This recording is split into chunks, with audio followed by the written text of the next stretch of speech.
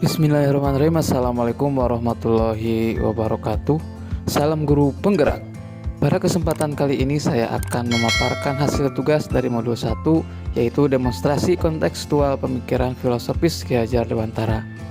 Menurut Ki Hajar Dewantara, pengajaran adalah bagian dari pendidikan. Pengajaran merupakan proses pendidikan dalam memberi ilmu atau berfaedah untuk kecakapan hidup anak secara lahir dan batin. Pendidikan adalah tempat persemaian benih-benih kebudayaan dalam masyarakat. Ki Hajar Dewantara memiliki keyakinan bahwa untuk menciptakan manusia Indonesia yang beradab, maka pendidikan menjadi salah satu kunci utama untuk mencapainya. Pendidikan dapat menjadi ruang berlatih dan bertumbuhnya nilai-nilai kemanusiaan yang dapat diteruskan atau diwariskan. Berikut adalah pemikiran-pemikiran Ki Hajar Dewantara yang bisa kita terapkan di kelas atau di sekolah kita.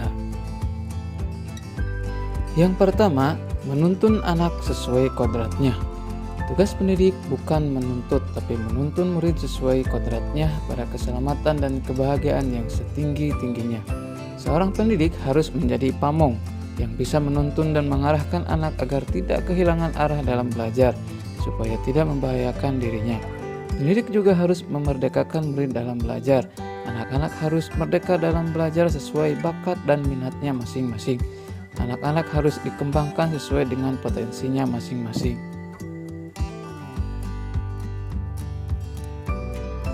Yang kedua, pendidikan utama ada di keluarga.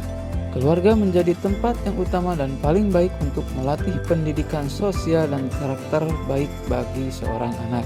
Keluarga merupakan tempat bersemainya pendidikan yang sempurna bagi anak untuk melatih kecerdasan budi pekerti. Keluarga juga merupakan sebuah ekosistem kecil untuk mempersiapkan hidup anak dalam bermasyarakat dibanding dengan institusi pendidikan lainnya. Yang ketiga, pembelajaran berpusat pada anak. Artinya bahwa anak dijadikan sebagai subjek dalam pembelajaran. Anak harus aktif dalam setiap proses pembelajaran. Seorang guru tidak boleh paling dominan dalam pembelajaran supaya anak bisa memberdayakan dirinya. Guru hanya sebagai fasilitator yang mengarahkan anak. Guru harus kreatif dan inovatif dalam melaksanakan pembelajaran agar pembelajaran menarik perhatian anak. Anak pun akan penuh motivasi untuk terus belajar. Sebagai pusat pembelajaran, kebutuhan anak harus terpenuhi. Anak memerlukan rasa aman, nyaman, berharga, dicintai, dan dipahami. Jadi, apakah pembelajaran yang kita lakukan sudah berpusat pada anak? Yang keempat ada trilogi pendidikan, di mana trilogi pendidikan itu dibagi 3 menurut Ki Hajar Dewantara. Yang pertama, ing ngarsa sang tulodo, artinya dari depan seorang pendidik harus memberikan teladan yang baik. Pendidik sebagai seorang pemimpin harus memiliki sikap serta perilaku yang patut untuk dicontoh oleh muridnya.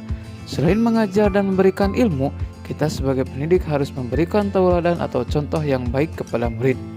Yang kedua, ing madya mangun karsa, artinya dari tengah. Seorang pendidik harus membangun semangat. Seorang pendidik juga harus bisa berada di tengah-tengah untuk dapat membangkitkan semangat anak untuk terus maju ke arah yang lebih baik. Nah, di sini guru harus memberikan wawasan pengetahuan kepada murid-muridnya, bukan hanya membaca buku yang dipegang oleh siswa. Yang ketiga, tutwuri handayani, artinya dari belakang, seorang pendidik harus bisa memberi arahan atau dorongan, sehingga tidak akan pernah ada istilah siswa yang tertinggal. Guru harus menjadi motivator yang bisa menumbuhkan atau mengembangkan setiap potensi yang dimiliki oleh siswanya. Harapannya mereka bisa mengembangkan potensinya dengan tepat supaya lebih tekun dan semangat dalam belajar. Nah, ayo Bapak Ibu guru kita terapkan pemikiran Ki Hajar Dewantara tentang filosofis pendidikan untuk diterapkan di kelas atau di sekolah kita. Karena pendidikan itu merupakan usaha kita semua untuk memajukan budi pekerti, pikiran, dan jasmani anak yang harus disesuaikan dengan kodrat alam dan kodrat zamannya. Demikianlah yang dapat saya sampaikan. Terima kasih atas perhatiannya. Mohon maaf atas segala kekurangannya. Wassalamualaikum warahmatullahi wabarakatuh.